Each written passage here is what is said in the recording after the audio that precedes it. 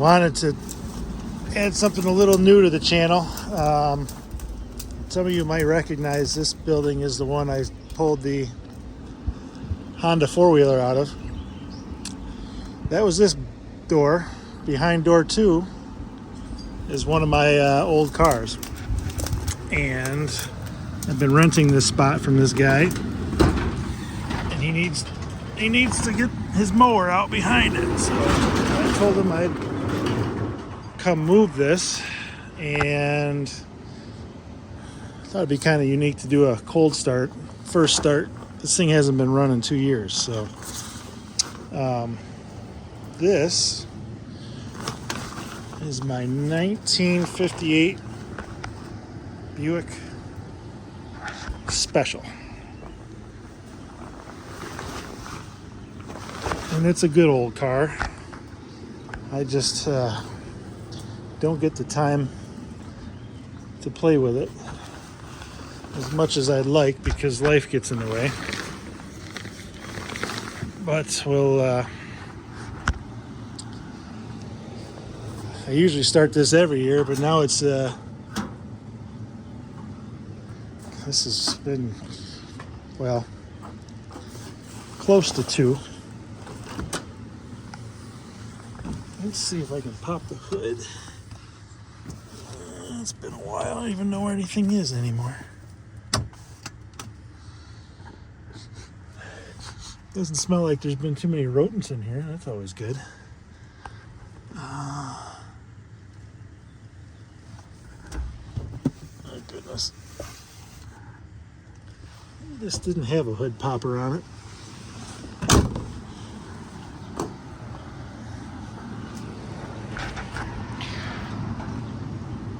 I know there was like 2 different handles down here.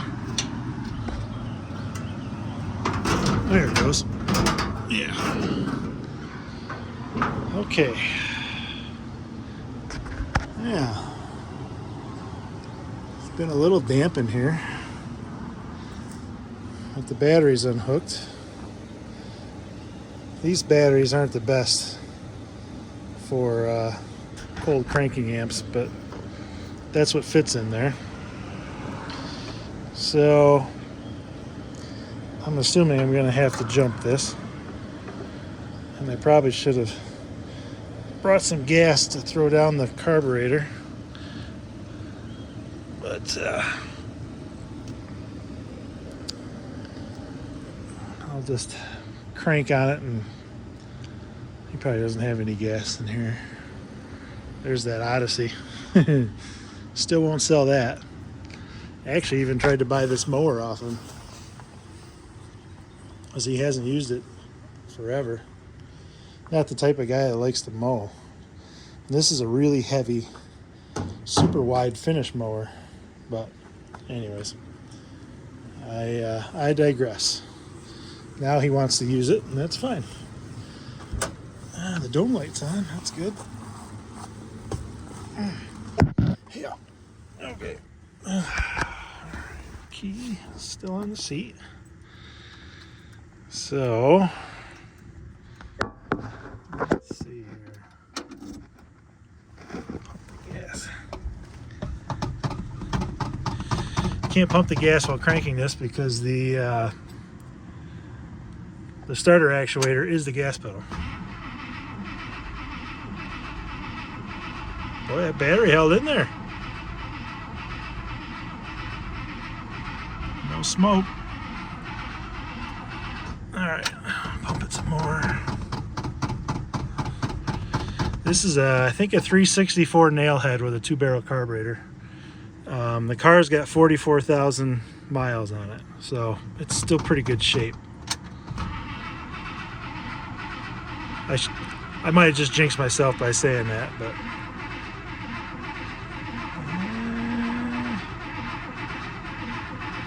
I don't see any. I'm going to check the oil quick. I think with all that cranking, I have oil pressure by now.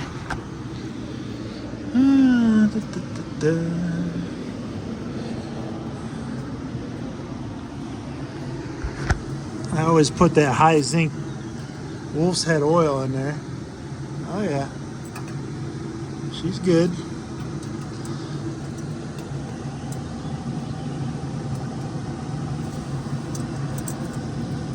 Well,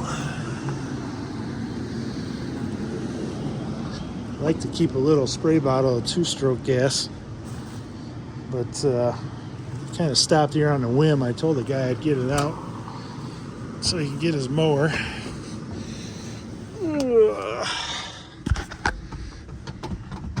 But 2 years is a long time.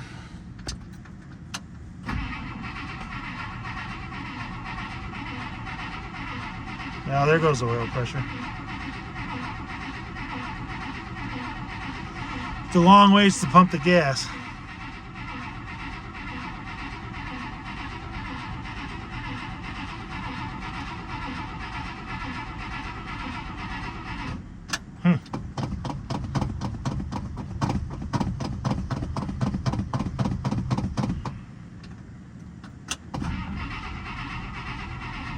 I can't believe how well that battery's hanging in there.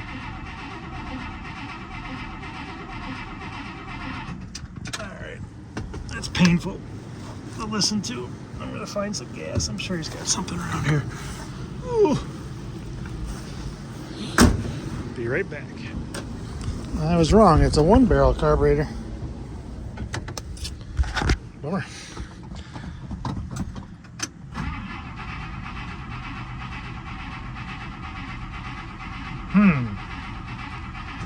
I would say we don't have any spark.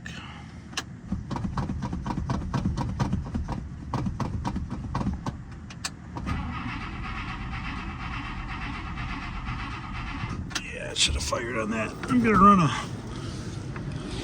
ignition file across the points quick, and usually after they sit here and it's not the most dry environment, they will get sooty on the points. I always keep an ignition file with me. Well, that's not the easiest place to get to. I don't have a lot of time.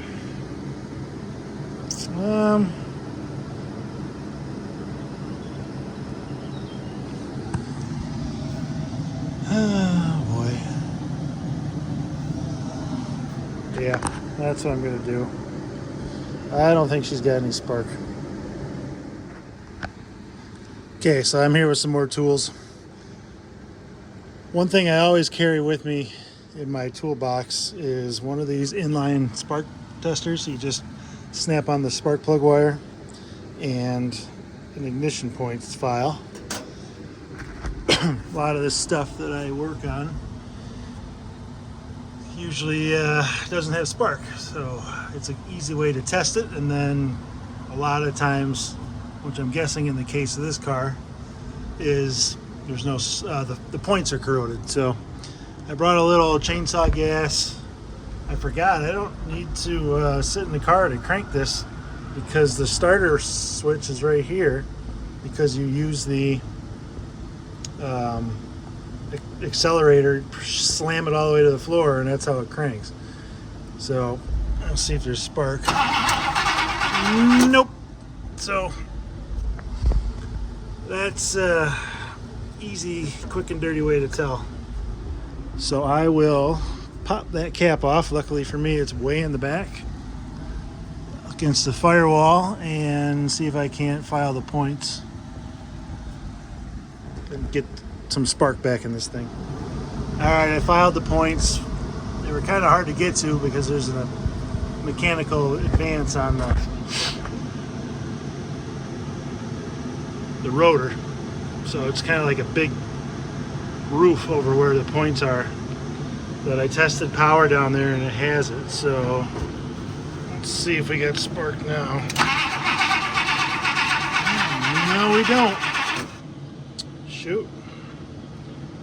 I may not have gotten them. Alright, keep trying.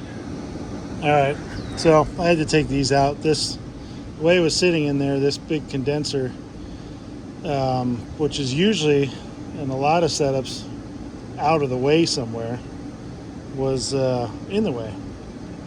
It's all one piece.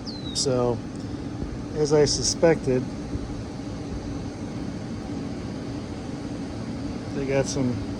they're suited up. So I'm gonna clean them off. It doesn't take much in the ignition file, and that should be the source of our no sparky.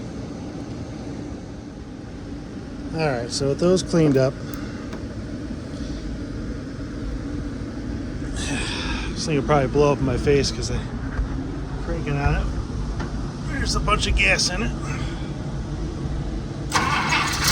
Yep, there we go.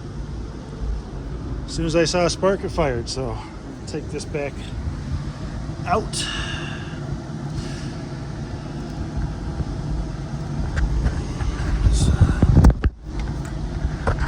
What I've done before, this is my second one of these. I bought it because I thought I lost it, and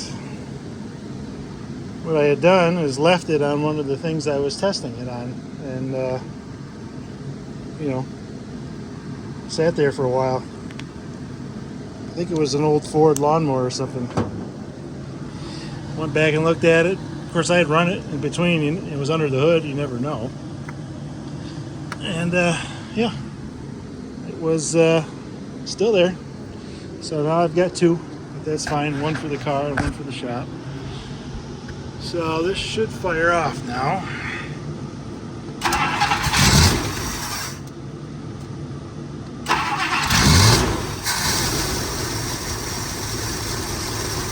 There we go. It's been a long time, I think 2 years.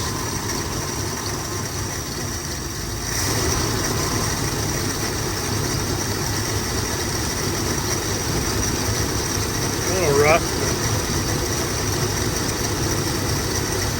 Probably got a bunch of gas in it, clearing out.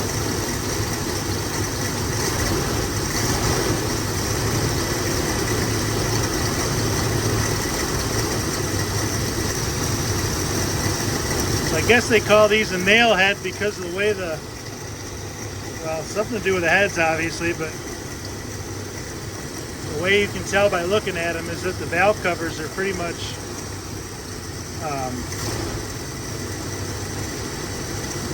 I guess what's the word I'm looking for? Straight up. They're not at an angle.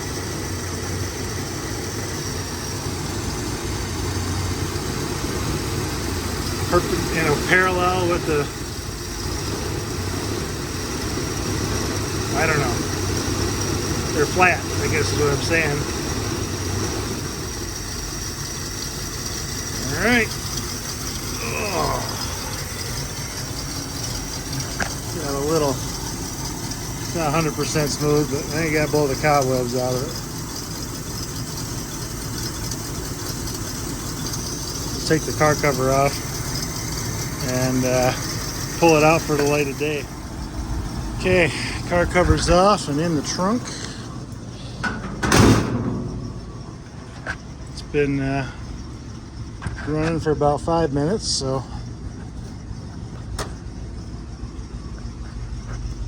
get in here.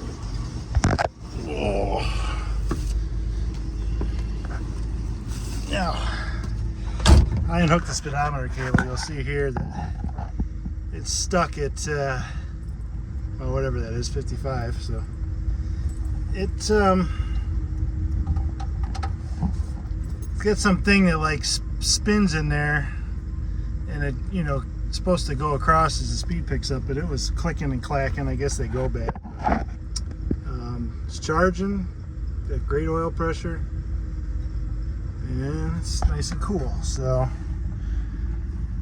let's just hope it drives. Oh, the brake. Oh, there it goes. I was gonna say, oh, the brake pedal is stuck a little bit. Oh, there it goes. Whew. And now the shifter lever doesn't want to move. Boy, this thing has not been sitting that long. That's not good. Huh. Why would that be stuck?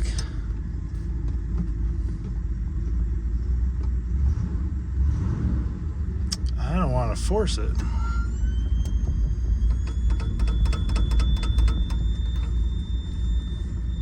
Wow.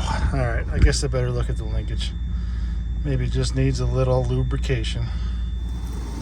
Another thing I always keep is some sort of penetrating oil or panther piss, so like they call it, in the car. I lubricated all the linkages. Unfortunately, I had to lay on the floor to get everything under the car, but that did the trick. It's running a lot smoother now. So, throw this in the car, and I guess as long as I'm moving it for this guy, I'm just going to park it here until he gets his mower out, put it back. I might as well take it for a spin.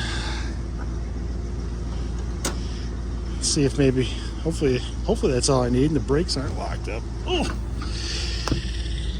Yeah, I love old vehicles. Absolutely love them. But man, it's a hard time of life for me with how busy I am to have all these vehicles.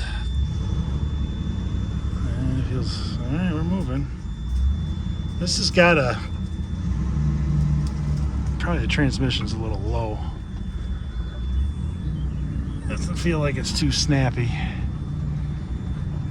Probably should have checked that. Let's check that first. It's got a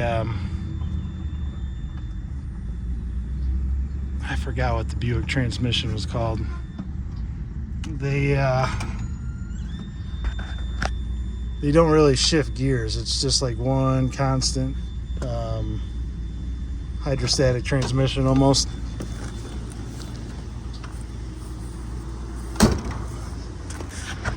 Never checked the transmission. And if that's low, then I won't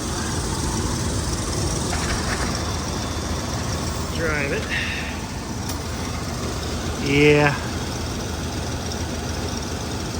Yeah, I'm not gonna drive it until I put some oil in it.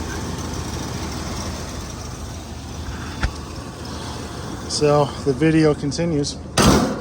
As I take a, there she is in the sunlight. Sounds pretty good. All the tires are up. Pretty nice for, I mean, I really got lucky for having it sit for 2 years. But as I was saying, it's hard to own these cars and do them justice when you don't have the time to drive them. I mean,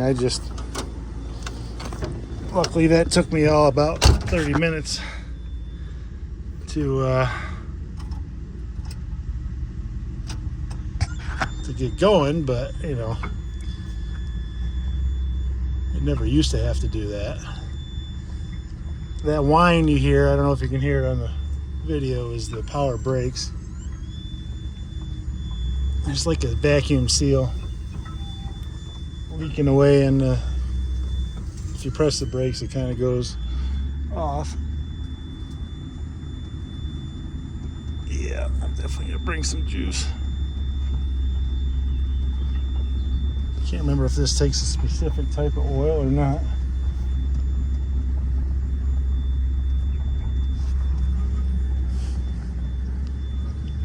This place is a mess. Alright. Stick it on this tennis court here. Alright. Well, that's good for now. I will come back and put some transmission oil in it and go for a spin then. Okay, it's a few weeks later, 4th of July actually, and as luck would have it, I have to go to a get together. My kids and wife are already there, so that means I can take an old car that doesn't have seat belts or something that's safe. Unsafe for children. So I went down and put transmission fluid in this, and it was low. It was, I don't know, 2 quarts low. So it definitely is moving the way it should. And it's about 5 miles away from here. I drove it home and it stayed cool. It's 86 degrees out, humid. Stayed cool, drove great. I mean, for what it is, it's never, it's on bias plies, and it's probably all original components in the suspension and steering. So, it floats down the road, and, the brakes work good still. So I'm just going to check the tire pressure and probably change my clothes and go head out to this party. It's probably about 15 miles away, so should be safe. Probably check all the lights in case it's dark by the time I come home. But it's one thing I want to try. Maybe I'll make a movie on it. This car is completely original. It's definitely what you would call a patina car. This was a patina car before patina became fashionable. So I've been watching a lot of Vice Grip Garage over the years, and Derek does some stuff that kind of brings out patina and sells some products that kind of protect it as well. I think this thing will shine up all right in spots. I'm not sure if I should do the steel wool trick that he does on this surface. Probably not. It'd be nice to try to, I don't know. I want to try some stuff, because it's got a lot of this, thinning paint, and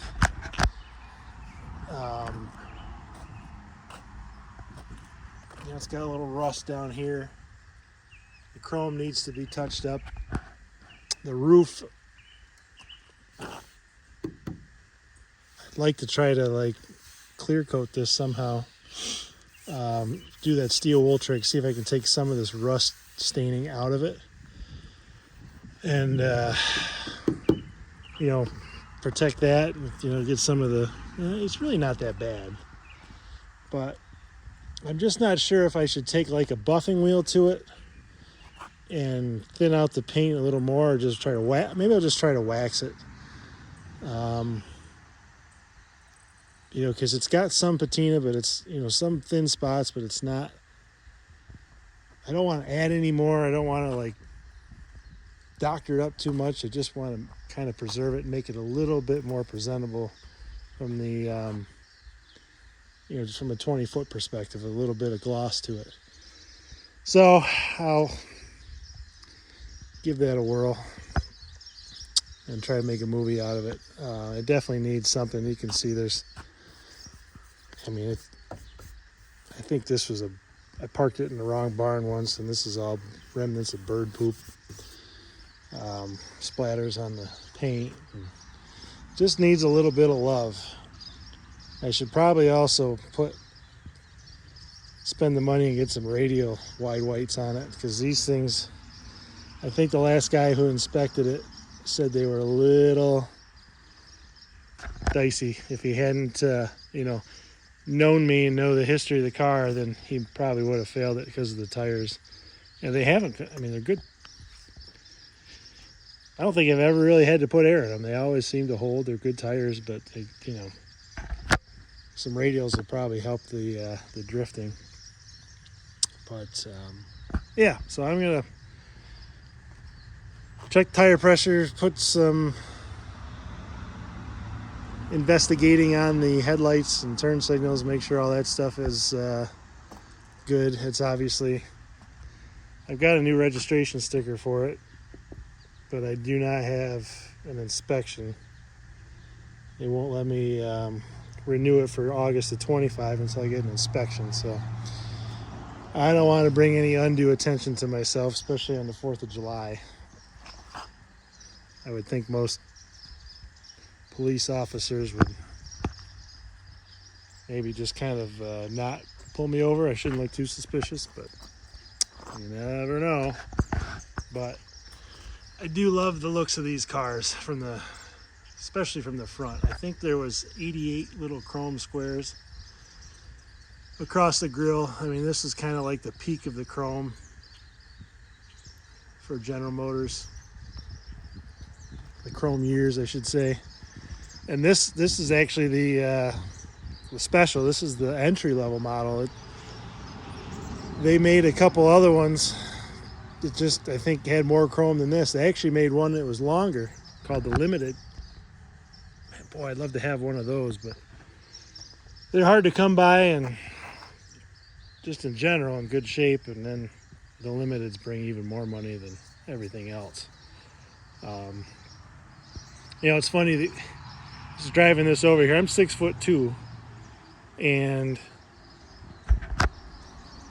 they call these, you know, people see these and they're like, oh, what a boat. But there really isn't a lot of room in the front seat of this car. For me anyways, like the seat's all the way back.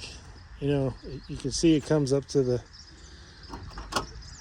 you know, it's just, I can't stretch out like you should be able to in a car. You would think you'd be able to in a car this big. Now, the people in the back have all sorts of room. So, but this, as far as the front seat will go back. I've looked into it. It's not stuck or anything. It moves, and that's the back. So, I mean, it's kind of tricky with this detail here with the steering. I love the way the windshield wraps around, but you know, there just isn't a lot of ton of space to get in and out, and when you're sitting in it, the steering wheel is kind of up in your lap. But whatever. I just you'd have more leg room in a Kia than you do in what we call a land yacht. So anyways, let's do a little work and we'll hit the road. Okay, put air in the tires. They were all like 25 pounds, so it was consistent, but I bumped it up to 32-ish, 35, somewhere in there. Probably won't make a huge difference. Ooh. Alrighty, got my air conditioner on here. Keeps the legs breezy.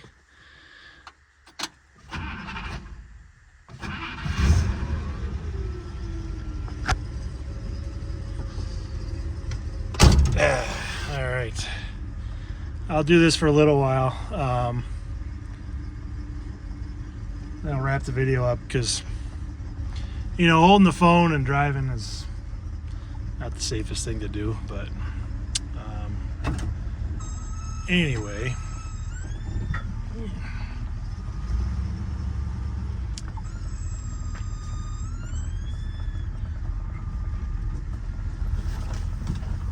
Now my son was asking me what my favorite type of car was the other day. He's starting to notice, you know, like Teslas and electric cars. He likes those. He's 8. And, you know, supercars, of course, like Lamborghinis and Ferraris and whatnot. But I had to think about that for a while, and I actually told him I like Buicks the best, which is probably true. I like, you know, I've had a couple Buicks over the years. I still have 2. I have the 72 Riviera, and I have this. And I've wanted a whole bunch of other ones, like from you know, the old straight 8, late 40s ones. I really like those fastbacks. And I love Rivieras. I love to have like every model Riviera up until the boat tails. Love to have an Electra of some sort. Just a 2-door hardtop. I don't want a convertible. Seems like there's more convertibles than there are hardtops. 2 doors anyways. I'd love a Grand National. In fact, I wanted a Grand National for when Grand Nationals weren't all that popular, and you could buy a nice one for $10,000-$15,000. I probably should have. Now they're good ones are bringing stupid money. And I'd love an old station wagon. I don't care if it's like a 96 Roadmaster or a, you know, something like a 70s car, 60s car, big old station wagon. Wouldn't mind a Vista Cruiser either, Oldsmobile. But anyways, yeah, the speedometer doesn't work. I think I mentioned that earlier. I have a GPS speedometer on my phone, so I was kind of gauging the sound of the wind in the engine earlier to match like 55 or above.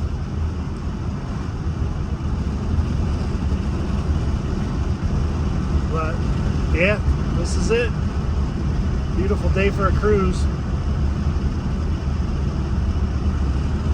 You know, all those videos that I watch, like, you know, I like Roadkill, I like Vice Grip Garage and other ones similar to that. They all say, get out and work on your project, get out and do stuff. And, you know, I'm lucky enough to have stuff. Boy, I wish I had more time to actually tinker with stuff. I got a lot of cool ideas. Like this car sat for 2 years. Like, it may not make it over to this party. You know, I basically just did a quick check on it. But there's a lot of cool stuff that I could be doing to it or the Riviera. Even just some things to preserve them better, you know, like keep them from, but this, I gotta do the headliner in here. It's always been bad. It's always had mice in it. I found a guy who'd do just the headliner, and kind of the rest of the interior is in pretty good shape. But that's just something I haven't done, you know. So it feels good to get out and actually drive this car, because that's what they need. Well, I got a guy kind of riding my butt here, so I'm gonna focus more on the road and make sure this thing makes it over there. And I'll wrap this video up here. So, hey, go out and work on your projects. You don't have to have a show car, just do something. But seriously, if you can't do it, it's a lot of fun. And until next time, keep those vibes positive. Happy 4th. Bye-bye. So remember when I was driving over to this party, I said that I'd love to have a Buick Electra. Well, I pulled in and my buddy's dad checking the car. I was like, I got a Buick. I'm like, really? What is it? 71 Electra.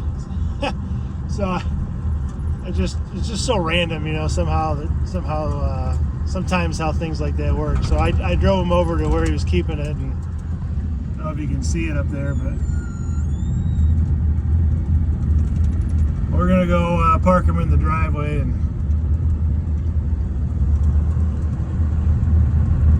talk about Buicks, I guess. But I never knew he had it. It was his wife's dad's car, so it's pretty cool.